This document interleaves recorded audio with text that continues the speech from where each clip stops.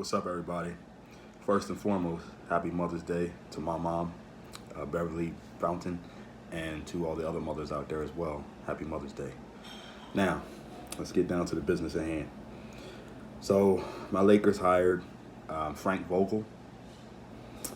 I'm okay with it. I'm lukewarm. Really, I would have preferred Ty Lue or Monty Williams, but at this point in time, the Lakers just need to have someone there to show some form of stability, because it's been so crazy lately with Magic Johnson retiring, or not retiring but quitting, and just a lot of turmoil going on. The Lakers front office. So the one thing I do like about the hire is they also brought on Jason Kidd to be a special assistant, which would be good because he has a really good relationship with LeBron, and he also would rub off pretty well on Lonzo, because they were similar.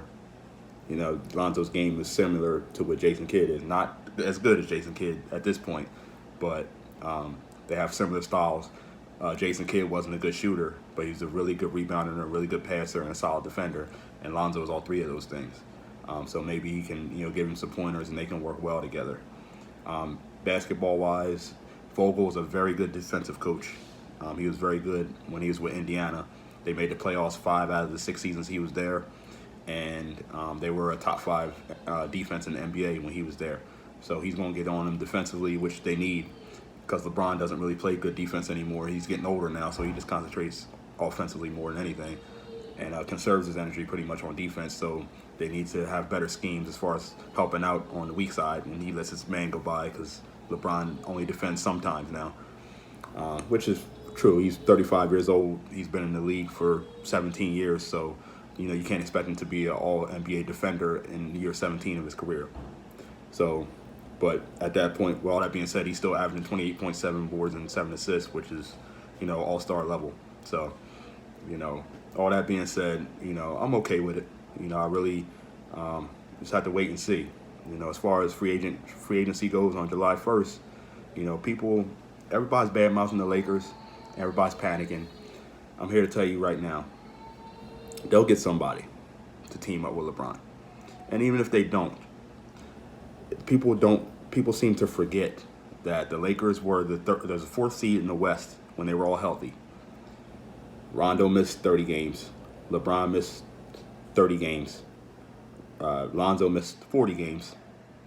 And Kuzma missed 10 games. Brandon Ingram missed 25 games. So if you take any team in the NBA and you take 5 of their best players and they all miss time with injuries, you're going to struggle.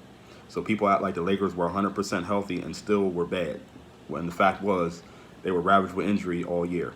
So let's not act like, people seem to change the narrative and panic and do all this other stuff. As a fan, and as an objective fan especially, I'm just here to tell you that they're not that far off.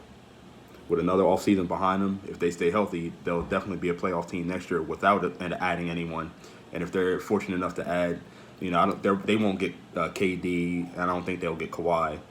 But if LeBron can somehow call Kyrie Irving up and apologize and kiss his ass a little bit, Kyrie might come.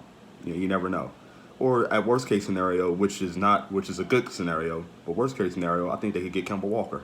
You put Kemba Walker with Zoe, Brandon Ingram, Bron, and McGee in the middle, and then you have Kuzma coming off the bench to anchor the bench.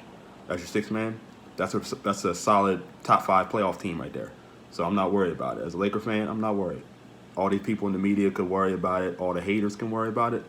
But as a true fan and an objective person that looks at the facts and looks at the numbers, when they were healthy, they were a top 4 team in the West. You know how hard it is to be top 4 in the West? There's a lot of good teams in the West. So I'm not worried about it. And I don't think you should either. So that's pretty much all I got today. Feel free to follow me on Twitter at PhilGrayson06, or feel free to follow me on Instagram at born_ready79. All right? Like I said before, happy Mother's Day once again. Y'all have a beautiful day, because I know I am. See you when I see you. Peace.